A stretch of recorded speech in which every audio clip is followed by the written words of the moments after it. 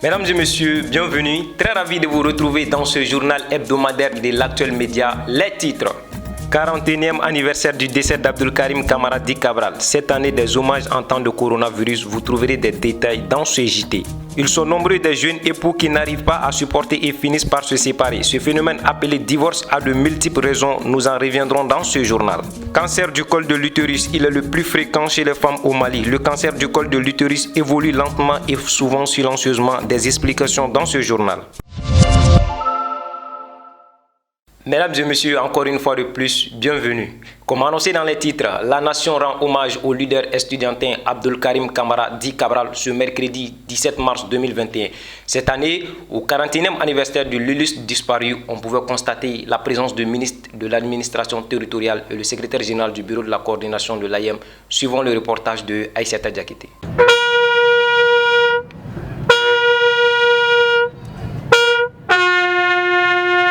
Abdul Karim Kamara Di Cabral fut le secrétaire général de l'Union des étudiants du Mali, UNEM.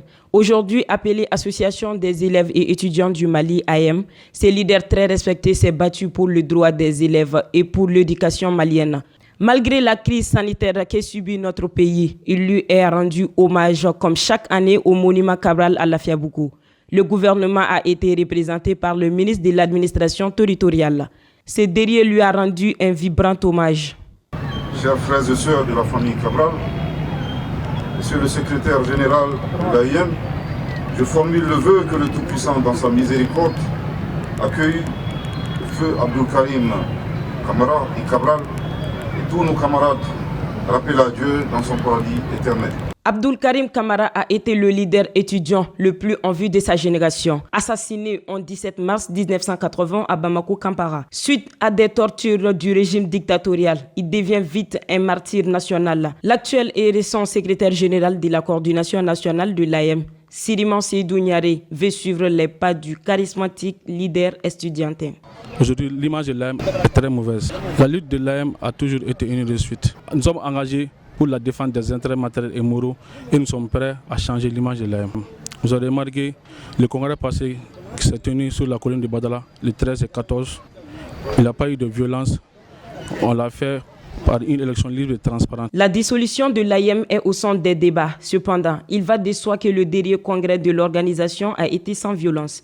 Une fierté pour ces organisateurs qui veulent bannir la violence en milieu universitaire.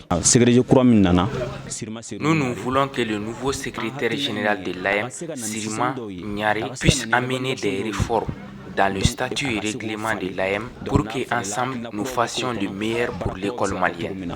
Nous sommes des étudiants et nous voulons travailler, nous sommes là pour travailler. Notre arme doit être des stylos, et notre arme doit être des cahiers et non des machettes et des armes à feu. L'AM a toujours demandé au gouvernement de nous accompagner dans cette lourde tâche. Maintenant, vous comprenez que dans toute association, il y a des mauvaises graines. Ces mauvaises graines, nous commençons vraiment à les épargner de notre association. Il a marqué l'histoire de son temps. Plus de 40 ans après son décès, Cabral continue encore et encore d'inspirer des générations et à être un exemple type pour les étudiants maliens. Les jeunes couples à peine mariés se retrouvent devant les tribunaux pour divorcer. Un phénomène jadis rare est de nos jours très fréquent dans notre société. Plus de détails avec Aminata Y. Koulibaly. Ces derniers temps, le divorce a connu une certaine recrudescence sans précédent, à tel point que l'on l'assimile à un phénomène de mode. Selon les analystes, plus de 140 000 cas de divorce ont été prononcés au cours de l'année 2020 au Mali. Pour cause, l'infidélité, les injures publiques, comportements abusifs, le manque de communication, coups et blessures, entre autres. De ces divorces peuvent découler des conséquences néfastes, surtout sur la femme et par ricochet les enfants. Le mariage, c'est le bonheur, tandis que le divorce est une histoire. Parce que quand on se marie, c'est le bonheur qui frappe à une nouvelle porte tout de suite. Tout le monde est heureux. Et sur le bonheur, très vite les gens oublient. Mais une fois le divorce, ça devient une histoire.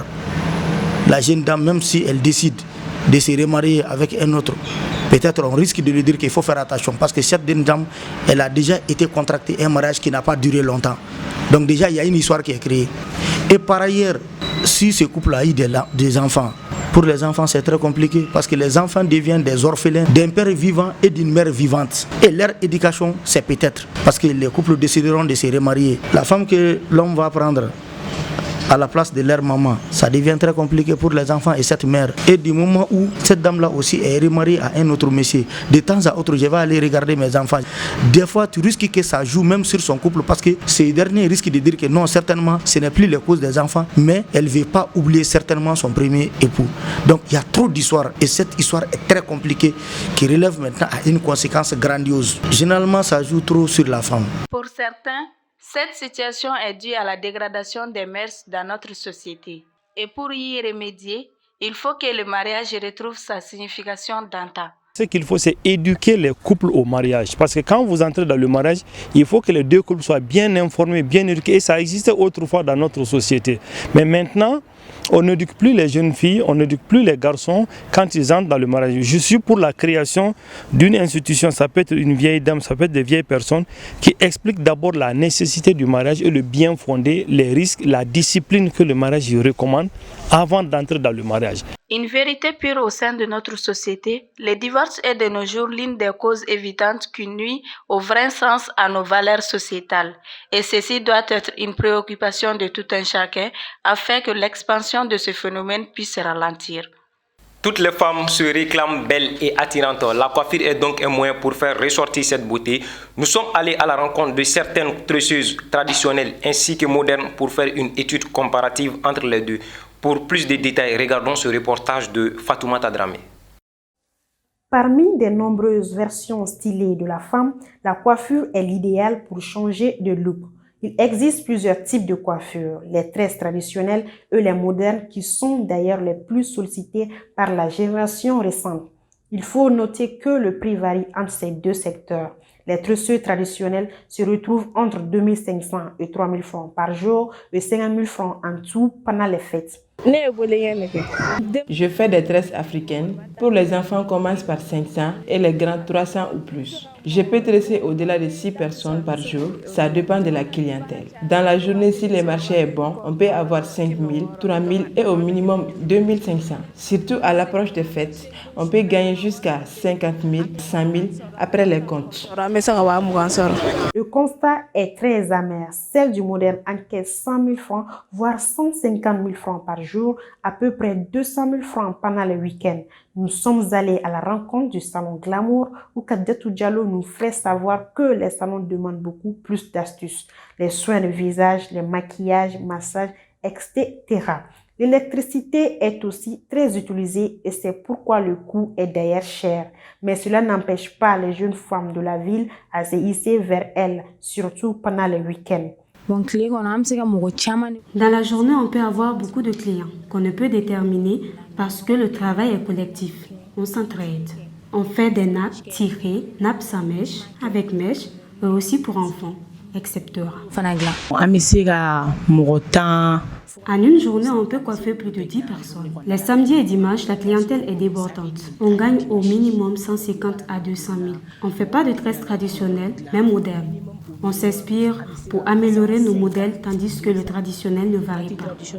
À mon avis, nos modèles durent plus que le traditionnel. Nos nattes simples commencent de 4 000, 5 000 jusqu'à 7 000. Celle avec mèche, au maximum 15 000. Les nattes en chion attachées à l'aide de fil ou avec d'autres accessoires sont aussi un type de tresse traditionnelle qui rend belle et à prix abordable. Je me suis tressée au marché ici. La tresse est faite avec mes cheveux, mais les bouts avec des mèches. Rarement je fais les tresses traditionnelles, je préfère les nattes. Auparavant, je me tressais au salon, mais maintenant je le fais au marché. Le prix du salon est plus élevé que celui du marché. Ma tresse peut durer de 1 à 2 mois. Pour la femme africaine, surtout noire, la coiffure est un élément indispensable à la beauté, car toutes les femmes sont belles à leur manière. C'est à la coiffure de faire ressortir cette beauté, même parfois cachée. Plus de 2000 femmes sont victimes chaque année du cancer du col de l'utérus, une maladie qui prend de plus en plus d'ampleur et pourtant c'est le plus évitable des cancers chez la femme. Les explications du docteur Porna Daouda Koulibaly, médecin généraliste au micro de Aminata Y Koulibaly. Le cancer du col de l'utérus est une tumeur maligne de la muqueuse du col utérin résultant d'une infection par le virus à papilloma humain, communément appelé papillomavirus humain. Les causes de cette maladie, c'est surtout l'infection par le virus à papilloma humain suite à un rapport sexuel. Maintenant, il y a des facteurs de risque dont le papillomavirus est le premier facteur de risque également. Le deuxième facteur de risque peut être les grossesses multiples.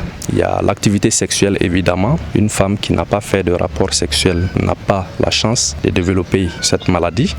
Et il y a les femmes qui sont infectées par le virus de l'immunodéficience humaine, communément appelé virus du sida. Et il y a le tabagisme également. La conséquence de la maladie, c'est surtout les gènes qui peuvent provoquer la maladie, à savoir les symptômes. Et à un stade avancé, ça peut altérer pas mal de fonctions chez la femme et la mort aussi qui peut survenir. Le cancer du col de l'utérus, c'est une maladie qui évolue à bas bruit. Quand ça commence à faire des signes, c'est en ce moment que beaucoup de gens se rendent compte qu'il y a un malaise, un problème qui est là. Les signes majeurs sont surtout le saignement, ça c'est l'hémorragie, et ces saignements peuvent survenir entre les règles. Elle peut saigner même en dehors des menstruations.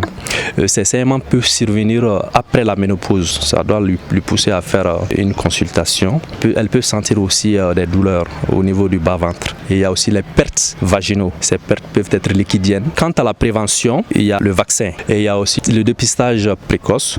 Ces dépistages peuvent se faire de façon régulière pour pouvoir diagnostiquer à temps, pour ne pas arriver à des phases de complications ou bien des stades vraiment évolués de la maladie. Généralement, ils peuvent opérer, enlever ablation de la partie où il y a des lésions. La guérison peut être complète sans séquelles. Mais maintenant, quand ça arrive à des stades avancés, évolués, maintenant le traitement dépend du stade. Donc il y a la radiothérapie, la chimiothérapie et la curithérapie.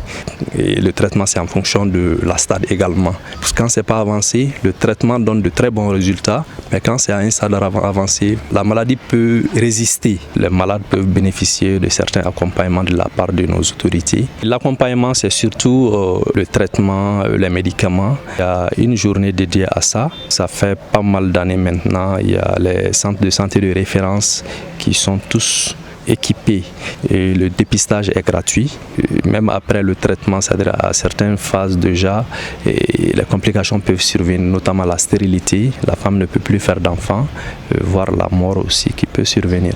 À présent, sport. Ce 13 mars, la team DR affrontait l'équipe de Move Foot à Kalabankoro en prélude de la Coupe Move Foot. C'était pour mettre la lumière sur l'association Mali Orphelins Veuves qui prend soin des veuves et des orphelins maliens à travers le foot et des dons. Suivons cet élément de Mamadou Bilali Koulibaly. Le samedi 13 mars 2021 à Kalabankoro, l'association Mali Orphelins Veuves a organisé un match pour le lancement de la Coupe Move Foot. Ce match opposait Move Foot composé de certains internationaux maliens à la team DR. Une façon de rassembler les Maliens autour de l'essentiel. Objectif, faire la promotion de l'association. L'association même est venue à point nommé. C'est une association qui s'occupe des orphelins et des veuves. Je pense que ça c'est une bonne initiative. En plus, je suis l'organisateur principal de ce tournoi. L'objectif c'est de faire la promotion de l'association d'abord à travers les sports. Connaître les buts de l'association, les prestations de l'association. Ensuite aussi faire le brassage de la jeunesse à travers les sports. Ce tournoi, une initiative de Amara Malé, joueur professionnel, débutera prochainement et a pour but de récolter des fonds pour les veuves et orphelins du Mali. Move Foot est une association qui s'est fait remarquer par ses donations de vivres aux veuves de l'armée malienne. Plus que du foot, ce tournoi est une véritable action humanitaire. ka taa ballon tan mɔgɔw ka association la kodɔn ka tila ka dɔn n'a sɔrɔla ka caya parce que problème min don kɔrɔn fɛn fɛn man kan na bɛɛ de touchera i y'a faamuya donc an ka aladeli ka bɛɛ dɛmɛ ni Ala ka dɛmɛ c'est comme lisi bɛ yen nɔ muso minnu cɛ sara kɔrɔn fan fɛn man kan ni fɛn na sɔrɔsi ninnu pratiquement u ka lisi bɛ yen nɔ donc ani service social mɔgɔw bɛ ɲɔgɔn dɔn u ka présidente an n'u bɛ ɲɔgɔn dɔn an b'a kɛ an yɛrɛ b'a fɔ de nin dɔn hakɛ de b'an bolo a ye na ne ni mɔgɔ hakɛ ye walasa an ka se ka fɛn kɛ. Les internationaux présents ont tenu à féliciter cette initiative et promettent d'aider l'association Mali Orphelins Veuves jusqu'au bout. Grand frère a organisé, c'est une très bonne initiative. Kasega orphelins demain, kasegi agilna tula bon munu bangeba uteno pour que anga sega penser munu ta utanyana a jarane franchement ni a ne resera kene grand frère bonya bala no amaray o demain me ni fambe fait que ça soit volontana ou do que ça soit munu me bureau kono que ça soit gouvernement demain be ni fambe fait ambega mbulu franjonga volontana dron kungote donc orphelins ne bega demain donc ne bolo abe de concert donc en fait c'est fin fait wilga jo fin fait no ya dona natawi amoke pour que alibi akoga sega sansoro. En janvier dernier, Amara Malé et ses hommes avaient fait un don de plusieurs millions de francs CFA à des veuves de l'armée. À noter que la finale du tournoi est prévue pour le dernier dimanche avant le mois de Ramadan. À présent, l'actualité nationale et internationale commentée en bref et en images par notre frère Mamadou Bilali Koulibaly. Le Premier ministre Mokhtar Ouane a entamé ce 18 mars une visite dans la région de Mopti. Cette visite s'inscrit dans le cadre de la politique de gestion de la crise du centre. Les sujets abordés sont entre autres les retours des administrations et les services sociaux de base, la situation des déplacés internes, le processus de désarmement, démobilisation et réinsertion DDR, ainsi que la bonne gouvernance. Il a aussi rendu hommage aux 33 soldats maliens tués dans une embuscade à Tessit, dans la région de Gao. Une page noire pour la presse malienne. Le journaliste Adam Cham est décédé tard dans la nuit du jeudi 18 mars à l'hôpital du Pongé à l'âge de 67 ans. Il était conseiller à la communication du président de la transition et était également pour beaucoup l'un des meilleurs journalistes du pays. Ces obsèques ont lieu ce dimanche à Amdalaï. Au Niger, le lundi passé, 58 personnes sont mortes dans une attaque djihadiste. Cette attaque a été menée à l'encontre des villageois dans la région de Tilaberi, à l'ouest du pays, près du Mali. 3 jours de deuil national ont été décrétés par les autorités nigériennes. Toujours en Afrique, ce mercredi 17 mars 2021, le président tanzanien John Magufuli a tiré sa révérence à l'âge de 61 ans. Il était apprécié par beaucoup pour ses grands travaux, mais aussi accusé par d'autres de dérives autoritaires. Un deuil national de 14 jours a été décrété par la Tanzanie. Sa vice-présidente Samia Hassani prend les rênes du pays et devient la première femme à occuper ce poste. En France, ce samedi, un autre type de confinement est entré en vigueur pour 16 départements français dans l'objectif de ralentir la progression de la COVID-19 dans le pays. Dans ce nouveau confinement qui concerne 21 millions de Français, des promenades sont autorisées pour plusieurs heures dans un rayon de 10 km et les commerces dits non essentiels sont fermés. Mesdames et messieurs, ainsi prend fin ce journal que j'ai eu le plaisir de présenter. Nous vous donnons rendez-vous pour un autre numéro. D'ici là, portez-vous bien. Nous sommes le Média Actuel.